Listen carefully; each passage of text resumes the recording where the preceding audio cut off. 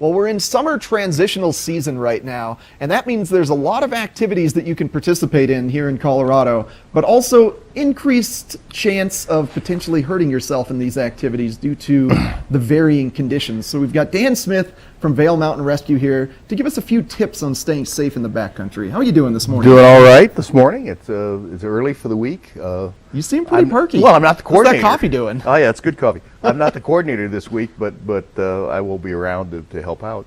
But it just means that I can have an adult beverage occasionally when I'm not the coordinator. Just not within 4 hours of a mission. Relax. Yeah. So what's been going on this week?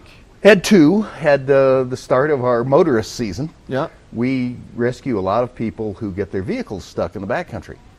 And this one was especially interesting because it was the remains of a church group, the tail end Charlies of a church group that were going to Polar Star Inn, which we've had a lot of fun with all winter. And they got their truck stuck probably in roads do this and the bottom fills up with snow and you don't know it's 6 feet deep till you drive your truck into it. And we had to go out and get them out. Of course, that was between midnight and 2 in the morning. Those are always fun. But we didn't hear from the church group again, which was good. They were playing nice in the sandbox because church groups we've had some difficulty with church groups over the past. They tend to repeat their mistakes.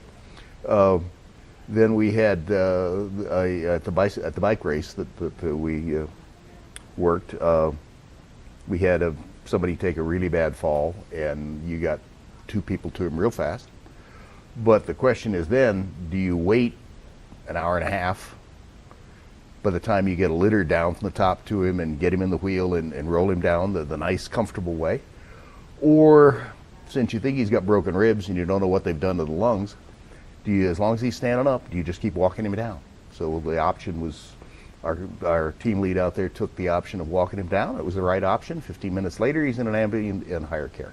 So it was only a 15-minute walk down with broken ribs.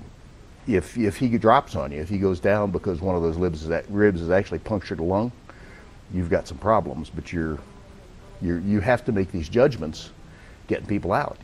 It's like people that always think they're going to get a helicopter. No, you're not going to get a helicopter. It's not the way this operations run. Yeah, the majority of your missions, you end up having to just slowly get people out of the backcountry. Either with a wheel or walking them out. Many times, because you can't, there's no LZ, and they're not injured enough to worry about the risk of using a hoist to pull them out. When we fly that hoist, it's a $10 million helicopter. It's $5,000 a blade hour, which really doesn't matter. All that's federal dollars when we do it. But you've got an air crew at risk and 2 of our guys in the back at risk, and one of those guys is going to ride the cable down, if not both, which is another set of risks. You have to balance the risks. And many times that balance is, you're going to be in the wheel and on the litter on top of a big inflated aircraft tire, and we're going to roll you out the trail because that's the best course of action. So helicopters are not necessarily in your future if you hurt yourself in the backcountry. Yeah. Don't hurt yourself with the intent on just wanting to fly in a helicopter. A cheap ride in a Black Hawk, it's not. It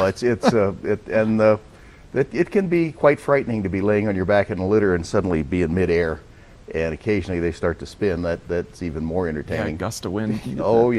Blowing. So it's always in choices in any mission always have a risk benefit component to them. And whoever is hurt out there, if they're alone, that's a problem. If you choose to do things by yourself for whatever reasons, recognize you've reduced your safety margin significantly. Yeah. Well, that's a good place to end this first segment. We're going to take a short break. We'll be right back with you, Dan. Stick around. We're going to take a look at the local weather first and then come back in with more tips from Dan Smith and Vail Mountain Rescue.